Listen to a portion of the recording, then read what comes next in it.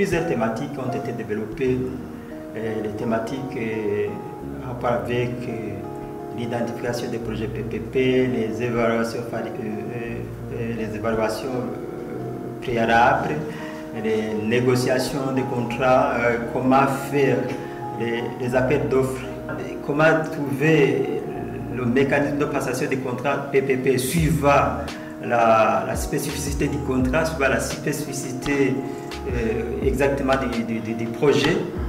parce que chaque projet a sa technologie, a sa spécificité et ça, franchement, voilà les thèmes qui ont été. Et le côté financement, la modélisation financière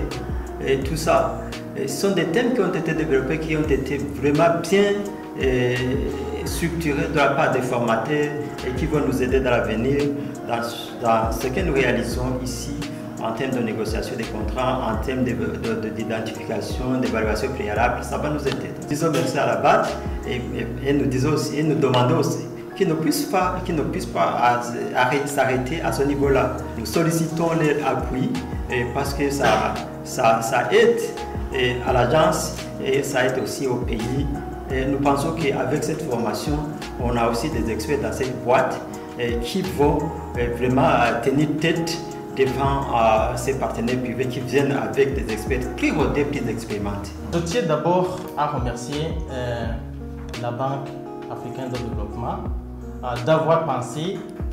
à appuyer l'agence d'appui à la réalisation des contrats de partenariat public-privé qui est un service public et expert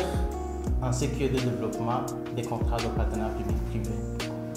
Vraiment, c'était une formation très importante à tel point que le personnel aligné en ce qui est de passation des contrats de partenariat public-privé au niveau de l'agence d'appui à la réalisation des contrats de partenariat public-privé ou bien que ce soit au niveau du personnel ou bien des cadres de différents ministères et institutions publiques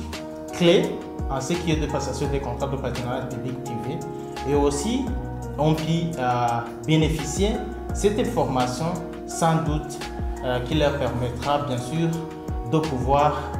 s'imprégner de ces pratiques internationales de passation des contrats de partenariat public-privé. Vraiment, à mon niveau, c'est un sentiment de satisfaction de cet appui de la Banque africaine de développement à travers le projet PALMOCAF parce que ça m'a permis d'être outillé et capable de faire face à ces investisseurs qui, de fois, sont rodés et fortunés en matière de négociation des contrats de partenariat public-privé. C'est une formation qui a été très bénéfique de la part du personnel de la RCP, en ce sens qu'il lui a permis de renforcer ses capacités en matière de partenariat public et privé et vraiment avoir le contenu des modules. Nous espérons que l'application des connaissances que les membres du personnel ont acquis nous permettra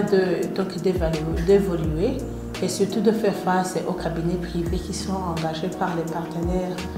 à qui ils font quotidiennement face. C'est un sentiment de satisfaction et de gratitude de la part de la RCP à la BAD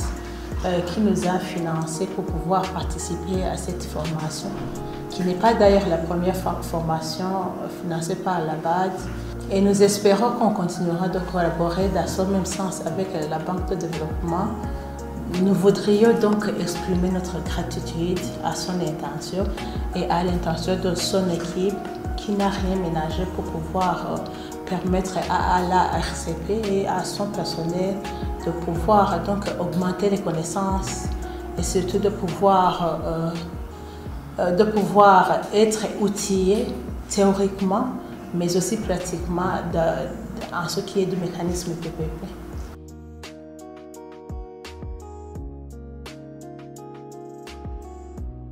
Il y a un mouvement de réforme qui est en cours en Afrique subsaharienne